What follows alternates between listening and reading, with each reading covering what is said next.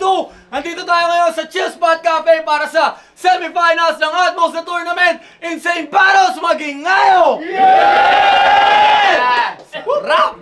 Yan, ito, huling laban na ng gabi. Maraming salamat palagi sa inyong lahat ng mga sumusuporta sa Kape Cerveza, J-Riz Grill, Sky's Cafe and Bistro, Malate Sing Tattoo, Hypebeat, Koshiwear, Pililya represent ng Blaze Apparel, Everyday Hustle Apparel ni Crazy Bone,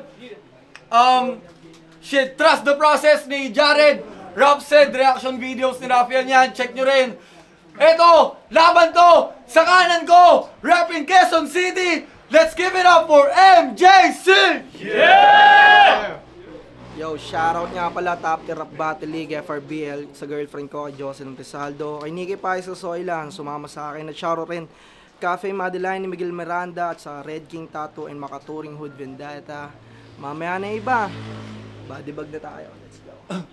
Yeah, ito naman sa kaliwa, rapping his hometown, Quezao, Pililya, Rizal, let's give it up for Blazer! Yeah!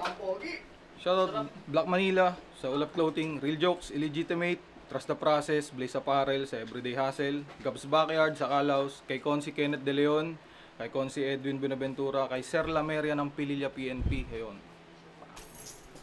Yeah, yan. Tournament semifinals, 32 lines per round. Nanalo si Blazer ng coin toss, pinili niya mauna si MJC. Pakinggan natin unang banat, MJC. Let's go! Yo! Commercial muna bago tuluyang makalimot. January 10, 11, 25. Buntik pa mag-February 1. Yan ang mga petsang naibilog. May sangkutan na nagaganap. Kung ano-ano pang pasikot-sikot. Pues kahit anong urong nyo sa battle na to, tangina mo, tatamaan ka pa rin ng ikot. Insane Battles Game! Game! Sa mga di nakakakilala sa akin! Ako nga pala si MJC, a.k.a. Dumudurog ng Kampiyon! Mag-aangas ako dito kahit low standards lang yung tinalo. At saka sakto! Bago ako lumapag sa Denver, uunahin ko muna yung Colorado, kaya Blazer! Eto na! Unang laban mo, batang ama.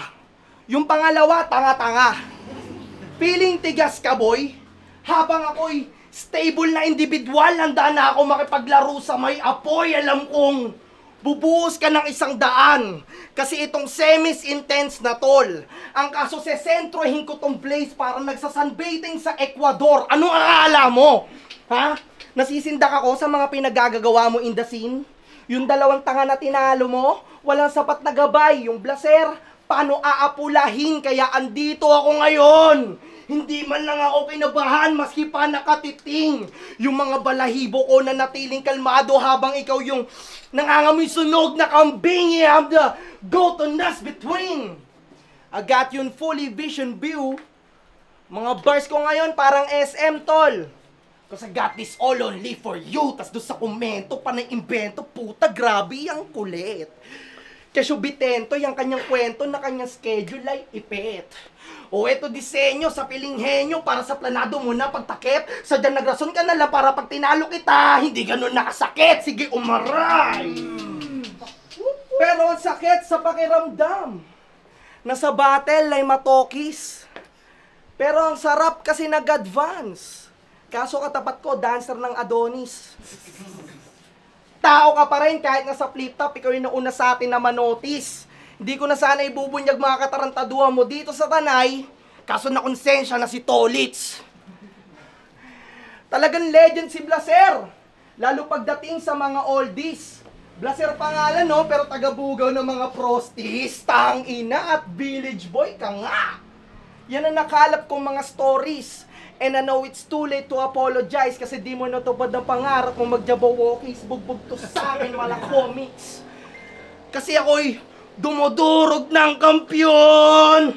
Pagkat pasok ang puntos pati bar, ako'y patungo sa may dulo, pagot ulo, dumaan, ganito, bumuhos mga par.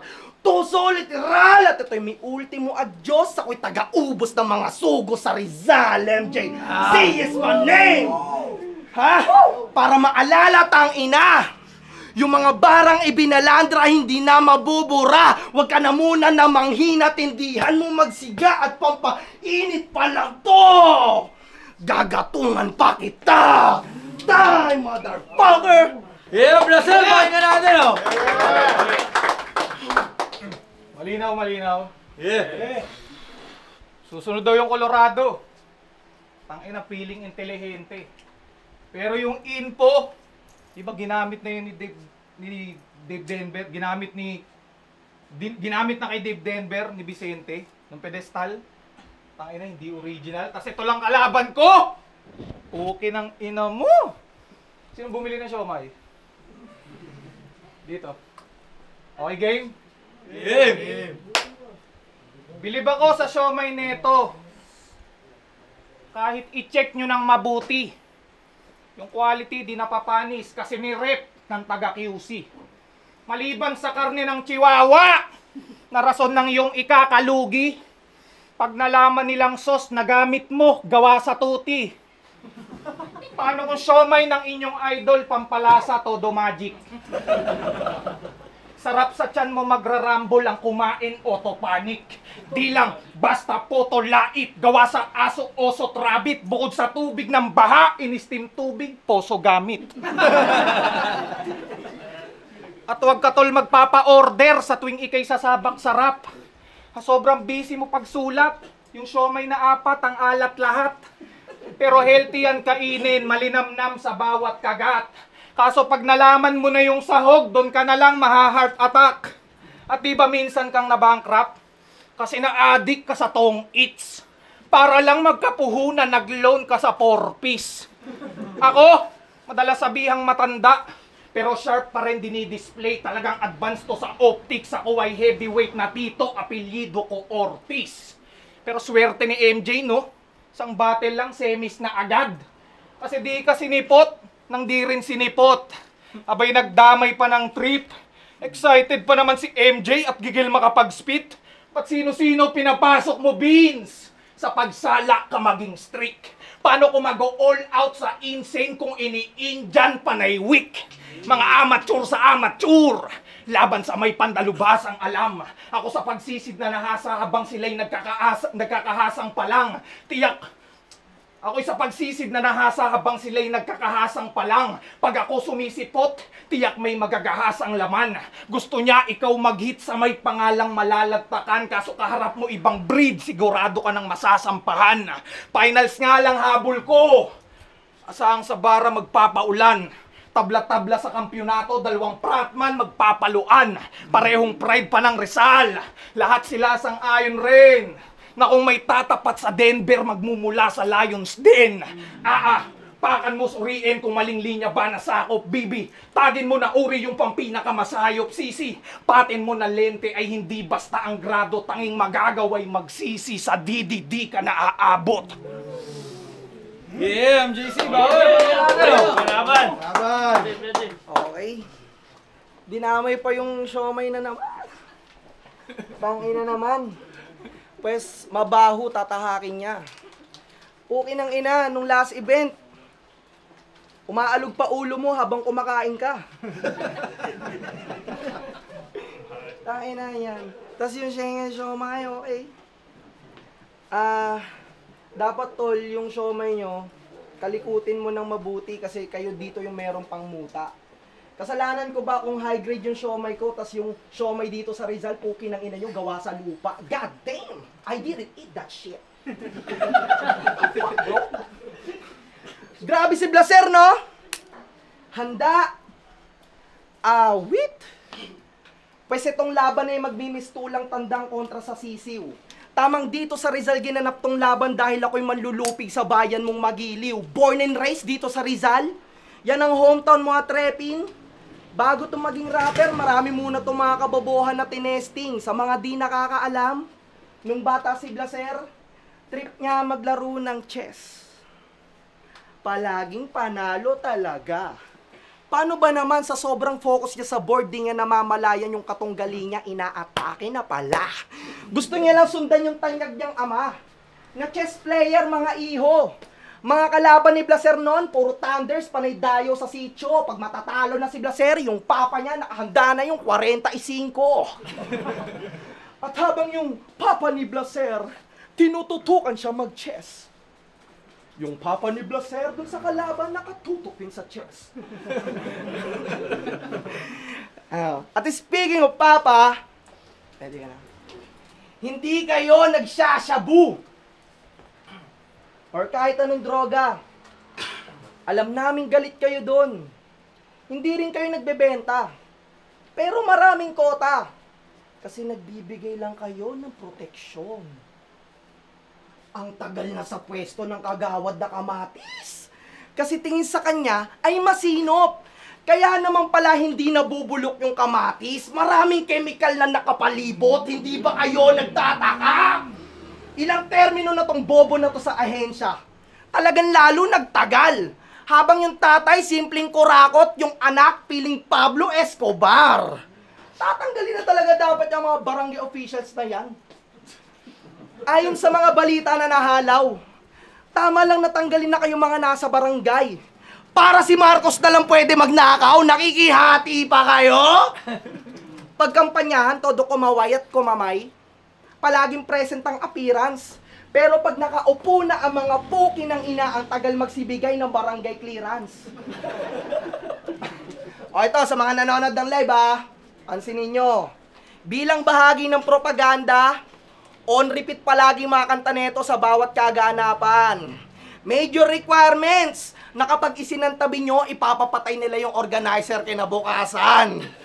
Tapos yung mga pinagsya-shoutout neto, ito'y hot seat, Trillanes. Sisimplihan ko na lang, Blaser, kasi baka di mo pa makuha yung senyales. Respeto sa mga OG. Siguro nagets nyo na yung palayaw. Kapag hindi na kayo mapapakinabangan itong padrino nyo, ipapatumba na lang kayo neto balang araw. Kaya mag-ingat-ingat lang. Bago mo pa ako makalaban, sigurado pakiramdam mo, Blaze, ay panatag. Hindi na to battle rap, Blaser. Ito'y buwelo para sa impeachment case. Bukagawad, huling termino mo na! Sa tournament, pati sa bayang sinilangan. Hindi body bag kundi watawat ng Pilipinas. Ibabalot ko sa'yo para makabayan kang paglamayan sa may Rizal. Sa iyong lupang hinirang, ibabaon dito ang aburo. At tatanggapin mo na lang, Blaser, na sa huling hantungan, walang gustong mamatay ng dahil sa'yo. Time! Yeah, Blaser! Kaya ka natin, oh! Dinamay ko daw yung siomay ng punyeta na to. Natural, masikat yun kesa sa'yo. Siomay dito, gawa sa lupa. Siomay mo, gawa sa pinagtagpi-tagpi na muta. Sabi niya kay Stuki, yung nakapanood. Elims, di ba? Sabi niya kay Stuki, kupal ka ba, boss? Hayon sa tumal na laos, kalaunan na batukan kadaunang panuntunang pinatos. Okay nang ina, may mamulti rin no? Tas pang top tier ka na yan. Kung sa utak ay nagkulang at mistulang kinapos, miski nga ako nalabuan at binatukan ka ni Diyos. Tas magkiklaim kang expert sa multi, mahiya ka sa karapat dapat. Ngayon, bahala kang pumili anong isasampal na palad. Consistent kong ginagawa yan, tugmang hindi patamad-tamad. Sila magbibigay ng titulo kung sapat ba magkagawad. Mula kay Diyos, rap yan, 6th Street. Naging kopyahan ng beginner. Stilong JRS kung ang usapan ay deliver. Yung bigat ko para tumbasan. Sa aking hamon na balyahan talagang titripit si MJ, 3 champion pa kailangan. Magbabanggit pa ba ng patunay? Kung naguhurado ang paligid, di niya naman tinatanggil, litaw na klaro nga ang hilig. Pag-i-Ingles, baril-barilan, talagang plakado mo at ibig sabihin MJC, kaya may 3 kang katinig. Kaya may 3 kang katinig. Putang ina mo. May 3 kang katinig, siya ay proud, tamod ng Diyos. In short, katas lang yung talino. Kaya papel mo bawat liga sinerox kung kangi-kangino. Talagang MJC is the name. Lumalabas ang pagkachino. Puhunan niya pa kapi-kapi sa ngalan ng kapitalismo. Pati outfit niyang pang ninja, hindi nakalagpas sa anino. Kaya yung outfit niyang pang ninja, hindi nakalagpas sa anino. Mukhang yung tunay na ikaw na overshadow mo na mismo. Si Diyos nagsilbi mong santo.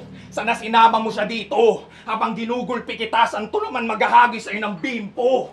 Mula sa top tier, siya nag-akay. Mistulang pet yang alaga. Pinasok ka patungong floodway ng di matenga sa baba. Siya naghatid sa'yo kay Rayan, kaya nga gets na't halata na pagbulong ng Diyos kay Noah nakakonekta sa baha. Pagbulong ng Diyos kay Noah na nakakonekta sa baha. Kahit saan kanya hubugin, anumang sekta kagawa. Di mo ko matatawaran, hindi to bentang pataga. Puno ng piyes at kataga, lagi may extra na taya. Ngayon dinurog ko tong MJ, tsak na rekta palara. Yeah, MJC, pakinggan natin oh. Yo, sabi niya ninja daw ako. Pwes, ikaw ngayon ay matotodo silat. Otol ninja ako. Pagkatapos ko kayo patayin, oto si Bat. Burat. Baroy. Tapos, sinasabi na ito sa multi. Pwes, tol, kung lamang ka sa multi, ngayon ikaw ay mahuhuli. O sige, lamang ka na sa multi. Sa performance ka malulugi. Yeah. Ako, burat. Okay, game? Game! O, bago tayo magsimula, Vince, usap tayo. Okay lang. Oy. Vince, usap tayo. Meron ng tanong, sana sagutin mo, okay? Magkumpare kayo ni Blaser, oo, hindi, sagot. Kumpare daw sila, ha, game? Masakit to, pare. Sabay kayong dalawa sumulong sa rap scene. Kaya yung samahan nyo, tol, ang bisa. Ikaw ang sumilab sa apoy ng pagkakaibigan nyo? Pwes ako ang puputol ng kandila. So bakit mo sinali tong tanga na to sa tournament? Bakit mo sinali tong tanga na to sa tournament? Di ba busy to maglingkod sa mamamayan? At ikaw, kung sumali ka dito para makisama kay Vincent, pwes sa mga ilalaglag ko sa tourna, pakisama na yan. Para saan? Pa yung pagbabars ko dito, Dave Denver at Blaser na sa finale. Ang kaso ako'y plot twist sa palabas ni Vincent, kaya yung Blaser na maka-advance, ako ang makakabali, inyong mga hangad di maaari. Kahit involved lahat mga kasali. Di na nga pinasipot ni Vincent si Atticus para madagdagan mga angles mo kung sakali. Ganito dapat mangyayari. Blaser versus Tuki sa gaganaping semis. Mga pa-emplis ang mga besties. Ang kaso, tinapat kay Mr. Jesus Christ. Kaya yung ending no mukhang penguin na paaga kanyang pag-exit. And I want y'all to get this. Maraming butas to si Blaser. Kahit itanong sa mga homies. Kaya malalim mga tugmaan niya kasi kinukuha niya yung mga linya niya sa Pinoy box office. Suppose ka, tulad ng Pasong Tirad, Halong Jihad, Ningas Kugon. Ilan sa inakalang tugmang malakas, nagtutunog bago sa pandinig kasi galing sa mga lumang palabas. Ano, nabigla ka? Andito ka lang talaga sa Insane para sa hatak audience. Kasi sa Rizal, ikaw yung my image. Nagmistulang Coco Martin si Vincent. Kasi sa may lumang pelikula, panay kanyang pag-remake. Tapos sa home court advantage, given na yan. Kasi kahit boplax mga tira mo, Blaser, tatangkilikin mga rounds. Ang kaso ako'y Trey Young sa inyong hometown, patatahimikin pati crowd, motherfucker.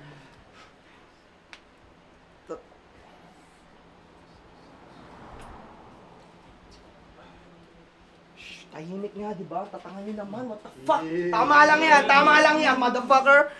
Oh, ganito pa ang option kay Blaser. The Beast from Pinilla. Samantalang sa akin, MJC ng QC. Sinasamba yan? Binabasbasan? Iangat mo pa to lalo, Vince, para mataas-taas naman kanyang pagbabagsakan. Tanginang yan, ikaw yung number 1 at frontman para sa Big Boss. You should be in deep shame. Habang ako yung least favorite, nasa huli. But I got the big brain dynamic ko si Vincent. Para wasakin insane! Ako na mismo sisira sa sistema ng laro nyo. Ngayon hangad ko Squid Game. Kaya naunawa ako si Vincent. Kasi kumpare niya si Blaser.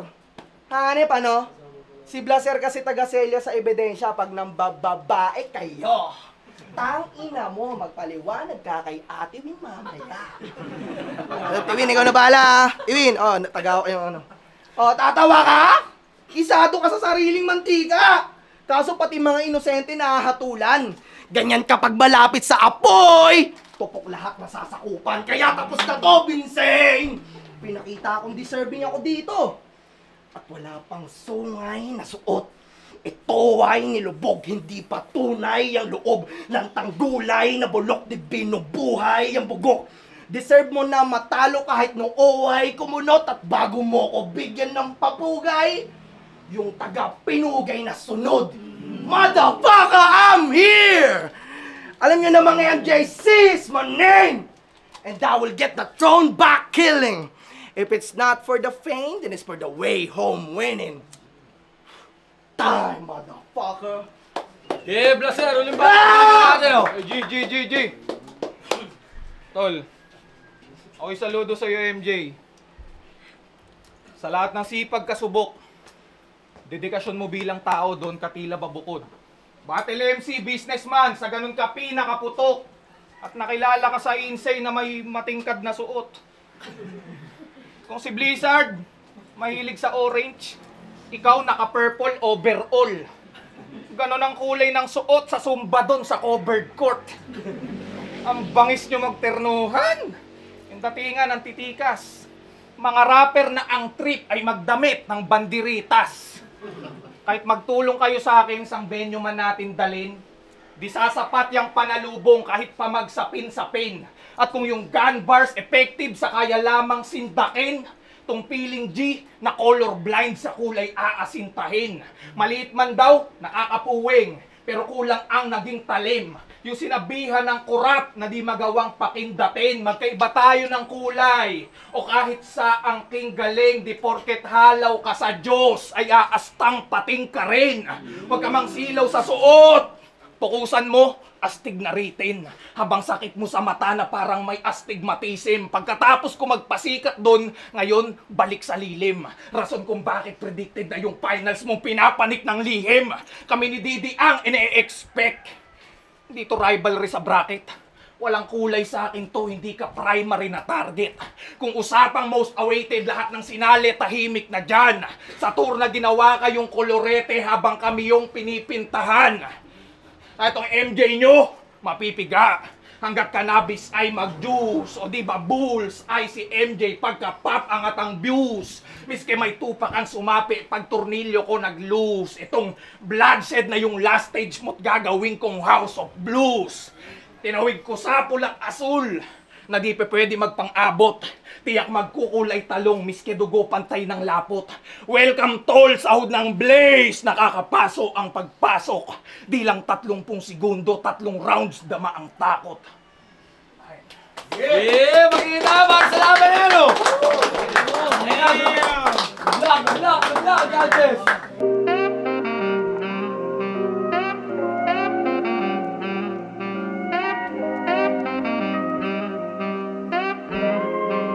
Xavier.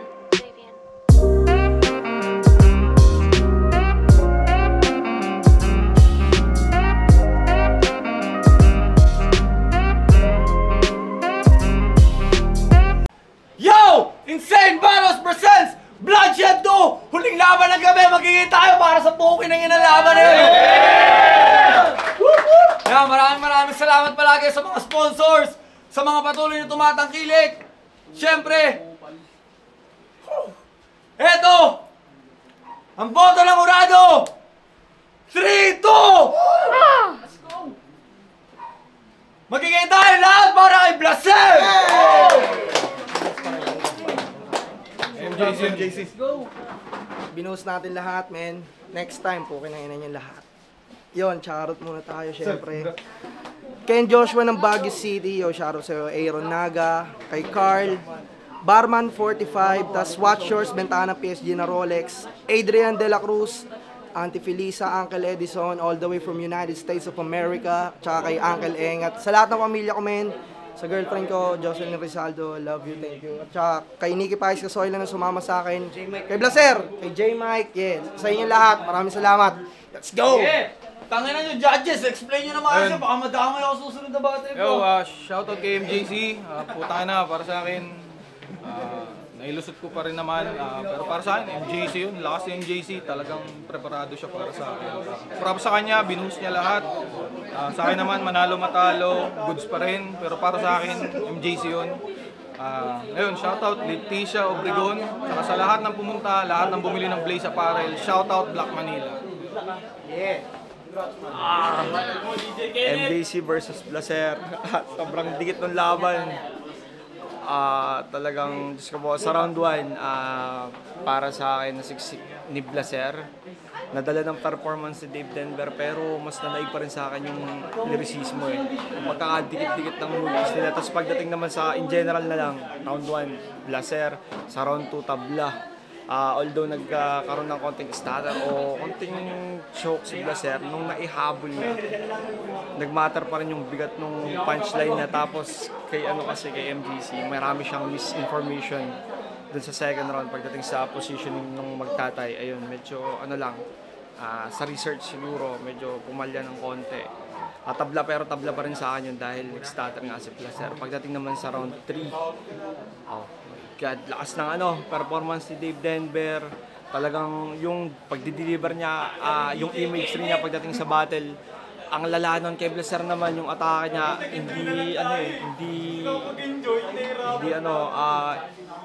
yung pagkakasiksik-siksik niya. Although maraming sinabi si